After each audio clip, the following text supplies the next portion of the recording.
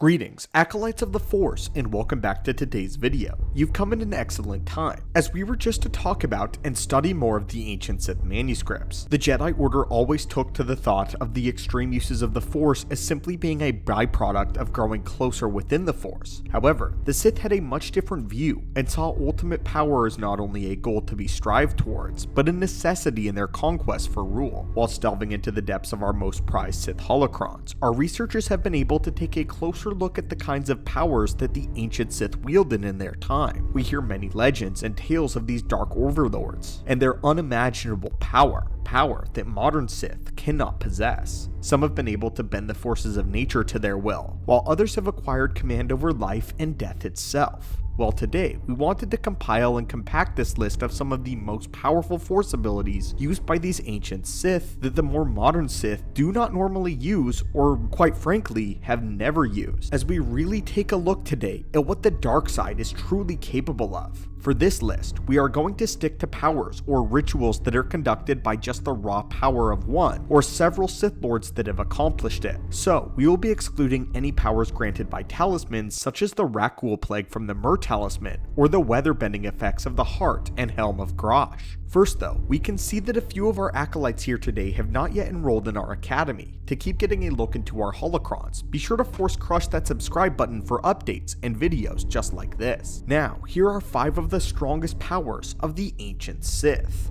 At number 5, we have Force Destruction. Force Destruction, also known as Ball of Hatred or Force Blast, is a Sith ability used by several ancients, including those who use Sith sorcery. However, this wasn't just a magic incantation, but it was also an ability used by those who have mastered telekinesis. Force Blast is the way of the ancients gathering the Force and focusing all of their rage and hatred into the very palm of their hand. What this would do was create a sphere of energy that would build and gather until it became a large orb of destructive energy. The sphere was so powerful that you would be able to actually see it gathering physically. When they unleashed it, the blast would be able to absolutely incinerate any given target of the master, rending flesh from bone, and in some cases, just turning them to ash. More powerful Sith would be able to emit the Force Blast from their bodies, as you may have seen Starkiller do several times. Some Sith, such as Darth Bane, didn't require the gathering of a sphere of energy, and were able to simply thrust out his fist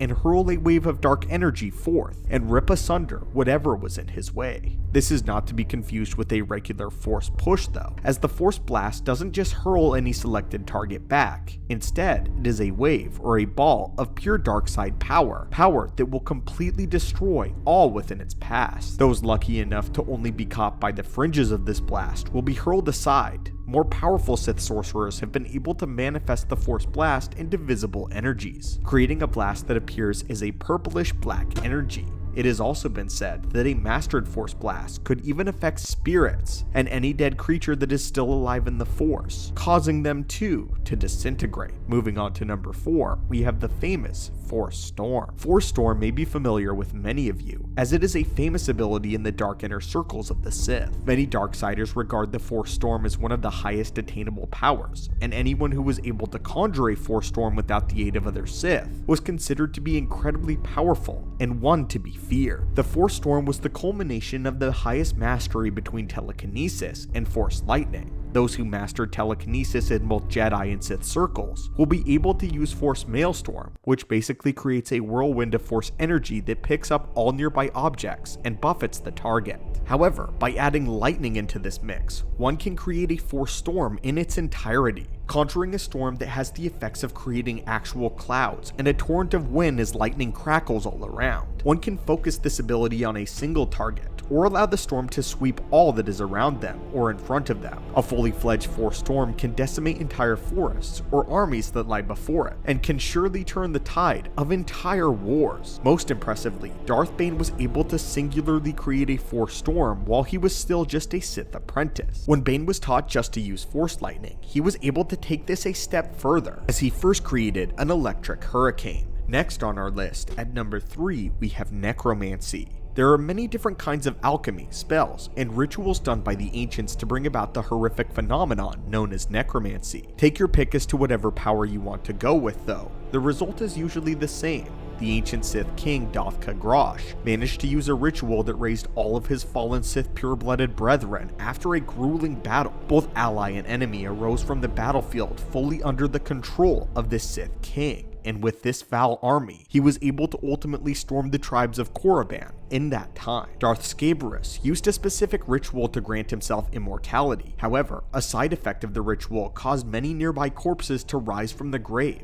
and they became cannibalistic monstrosities. Scabrous was able to get them under his control, and decided to use this newfound power of his unexpected army to begin a campaign on the Outer Rim worlds. Other forms of necromancy included the way of attempting to raise certain spirits from the dead to communicate with them and learn from their knowledge. On several occasions, many sorcerers attempted to raise the spirit of Freedon Nad in order to commune with him and learn his secrets. One has to be very careful of doing this though, as there is a very high risk of a hostile spirit attempting to seize control of the summoner's body and possess them. A much safer form of necromancy is the simple raising of undead corpses, though these corpses will not retain the intelligence of their former self. Next, at number 2, we have the Thought Bomb.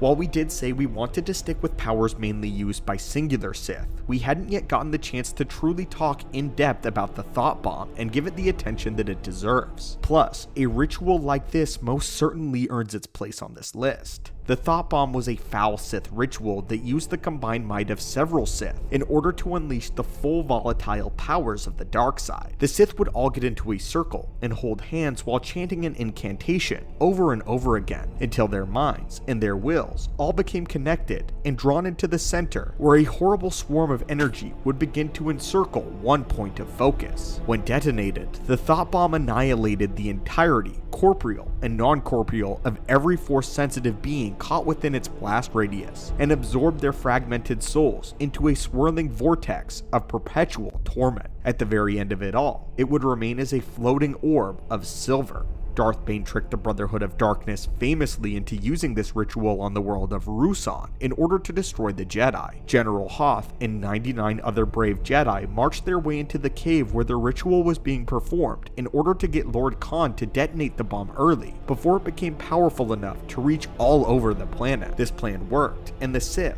and all 100 of the Jedi were caught in the blast and trapped in this torment sphere for many centuries, before they were ultimately released from this hell by Kyle Katarn and allowed to pass on through the Force. The effects of this ritual completely altered the climate of the world of Ruusan and turned much of it into a wasteland. However, this ritual pales in comparison to the final one, which was conducted by only a single Sith Lord. Finally, at number 1, we have the Ritual of Nathema, performed by the one and only Darth Vitiate. The Ritual of Nathema was the very first thing that placed Sidious as a threat on a galactic level, and would continue to be on this threat for thousands of years. Upon arriving to the world of Nathema, Vitiate set out a message calling all Sith Lords to the planet in order to grant them all unbelievable power, and to finally eradicate the Jedi. Nearly 8,000 Sith answered Vitiate's call. However, as each Sith arrived at his palace, Vitiate dominated their minds and bound their wills to his own, placing their strength at his disposal. He then began the ritual itself, which took 10 days to perform. The ritual was successful and bestowed immortality upon Vitiate, while also granting him immense strength in the Force, strength that no other Sith had seen before.